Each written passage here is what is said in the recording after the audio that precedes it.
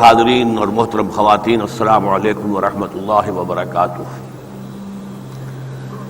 آپ کے علم میں ہے کہ آج پورے ملک میں قرآن حکیم کی جو بے حرمتی ایک دفعہ نہیں بار بار اور تسلسل کے ساتھ ہوئی ہے امریکیوں کے ہاتھوں، ان کے اوپر احتجاج کا دن منایا جا رہا ہے۔ چنانچہ بڑی ریلیز کراچی میں بھی نکلے گی، اسلام آباد میں نکلے گی، لاہور میں 2 دن قبل ایک بہت بڑا جلسہ ہوا، اور میں حیران ہوں کہ اس کی خبر اخبارات میں بہت ہی معمولی سی آئی۔ اتنا بڑا جلسہ لیکن نہ اس کی تصویر اور نہ ہی اس کے مقررین کی تصویر، کیونکہ چھوٹے چھوٹے جلسے جو ہیں ان کی تصویریں جو ہیں اور ان کی تقریروں کے جو ہے خبریں بڑی لمبی لگائی جاتی ہیں۔ بہرحال اب یہ کون سے تار ہیں جو پیچھے سے ہل رہے ہیں، یہ اللہ ہی جانتا ہے۔ ساتھ ہی ایک واقعہ کچھ عرصے پہلے میرے ساتھ پیش آیا ہے۔ قرآن کی جو بے حرمتی ہو رہی ہے غیروں کے ہاتھوں، اس کے ساتھ ہی کچھ اپنوں کا بھی ظلم و ستم ہے، جن میں سے ایک ظلم و ستم کا ہدف میں بنا۔ میرے بارے میں یہ خبر اڑائی گئی ہے کہ میں قرآن مجید کی محفوظ ہونے کا قائل نہیں ہوں، بلکہ میرے نزدیک قرآن مجید کے اندر غلطیاں ہیں۔ میں پوری شدت کے ساتھ اس کی نفی کر چکا ہوں۔ ہمارا جو تازہ ندائے خلافت ہے اس کے سر وقت پر اس کی نفی شائع کی ہے، اخبارات کو دیے ہیں۔ بہرحال ان کو کچھ لوگ شائع کرتے ہیں، کچھ نہیں شائع کرتے، لیکن آج میں ان دونوں موضوعات کو اپنی گفتگو کے اندر جمع کر رہا ہوں۔ دیکھیے، سب سے پہلے اللہ تعالیٰ کا یہ فرمان ہے، ہم نے ہی اس ذکر کو نازل کیا، دی ریممبرنس، دی ریمائنڈنگ۔ قرآن کو ذکر کیوں کہا ہے؟ کہ جو بنیادی تعلیم ہے وہ فطرت انسانی میں موجود ہے، صرف یہ ہے کہ اس پر ذہول کے پردے طاری ہو گئے، بھول کے، ذہول کے، نسیان کے، یا ہمارے بدعمالیوں کی وجہ سے دل کے اوپر زنگ آ گیا ہے۔ جیسے لالٹین کے اوپر دھواں آ جائے تو اس کی روشنی اندر ہی بند ہو جاتی ہے، باہر نہیں نکل سکتی، تو روشنی تو ہے اندر، نور فطرت اللہ نے رکھا ہوا ہے، روحانی نور ہے موجود، لیکن یہ کہ پردے پڑ گئے ہیں۔ آسمانی کتابیں آتی ہیں ان پردوں کو اٹھانے کے لیے۔ آپ لالٹین کی چمنی کو صاف کر دیجئے، آپ کو روشنی پیدا نہیں کرنی، روشنی تو اندر تھی اس کے، وہ تو دھواں اوپر آ گیا تھا، اس لیے رکاوٹ ہو رہی تھی۔ اس لیے آسمانی کتابوں کو الذکر، قرآن سب سے بڑا الذکر ہے، فرمایا ہم ہی اس کے محافظ ہیں۔ یہ آیت ایک اعتبار سے بڑی اہم ہے، اور میری جو تقاریر ہوتی ہیں تکمیل نبوت و رسالت کے مظاہر پر، اس میں اس مسئلے کو خاص طور پر بیان کرتا ہوں کہ ویسے تو تورات بھی اللہ کی کتاب ہے، اور سورہ مائدہ میں فرمایا انا انزلنا التوراۃ فیہا ھدی و نور، ہم نے ہی تورات نازل کی تھی، اس میں ہدایت بھی تھی، نور بھی تھا۔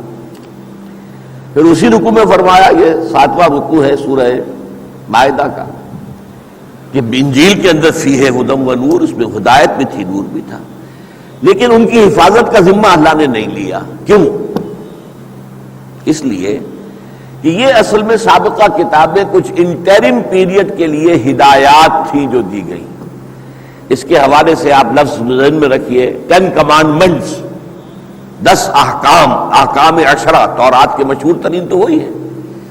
تو بچپن میں تو صرف یہی بتایا جاتا ہے یہ کرو یہ نہ کرو، یہ کیوں کرو اور یہ کیوں نہ کرو۔ یہ تو جب بچہ بڑا ہوگا، اس کا ذہن جو ہے پختہ ہو جائے گا، تب اس کی سمجھ میں آئے گا نا۔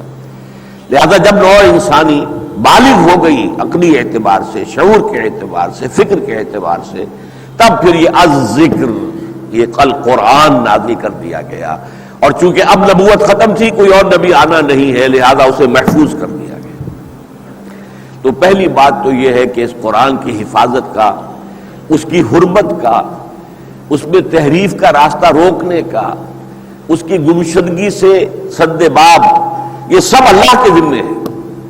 اور اگر واقعہ یہ ہے کہ اللہ نے یہ ذمہ داری نہ لی ہوتی تو جیسے یہودیوں نے تورات میں تحریف کی اور عیسائیوں نے انجیل میں، ہم بھی کبھی نہ بخشتے قرآن کو، ہم ان سے کم نہیں ہیں، لہذا ہم بھی ترجموں میں تحریف ہوئی ہے، تفسیروں میں تحریف ہوئی ہے۔ اقبال کہتا ہے خود بدلتے نہیں قرآن کو بدل دیتے ہیں، ہوئے کس درجہ فقیہان حرم بے توفیق، متن نہیں بدل سکتا، اس کی حفاظت کا ذمہ اللہ تعالیٰ نے دیا ہے۔ اسی حفاظت کے ذمے سورہ حامی سجدہ میں بڑی پیاری آیت آئی ہے، بہت پیاری آیت۔ وَإِنَّهُ لَكِتَابٌ عَزِيزٌ، یہ قرآن مجید کے لیے مجید، حکیم، اب یہاں عزیز کا لفظ، کتاب عزیز، عزیز کہتے ہیں با اختیار، طاقتور، پنجابی میں کہتے ٹھاڈا، مضبوط، یہ بڑی مضبوط کتاب ہے، بڑی طاقتور کتاب ہے۔ لا یاتی باطل من بین یدیہ ولا من خلفہ، اس پر باطل حملہ آور ہو ہی نہیں سکتا، نہ سامنے سے نہ پیچھے سے۔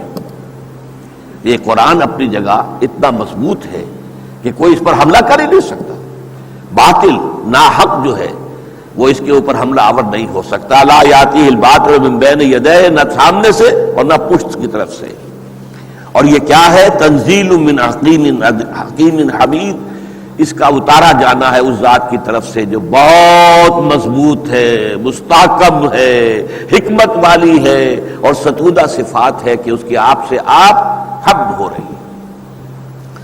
تیسری آیت میں آپ کو سنا رہا ہوں، سورہ مائدہ کی آیت نمبر 48، وَأَنزَلْنَا إِلَيْكَ الْكِتَابَ بِالْحَقِّ، اور اے دیکھیے اے نبی، اے محمد صلی اللہ علیہ وسلم، ہم نے آپ کی طرف اس کتاب کو حق کے ساتھ نازل کیا،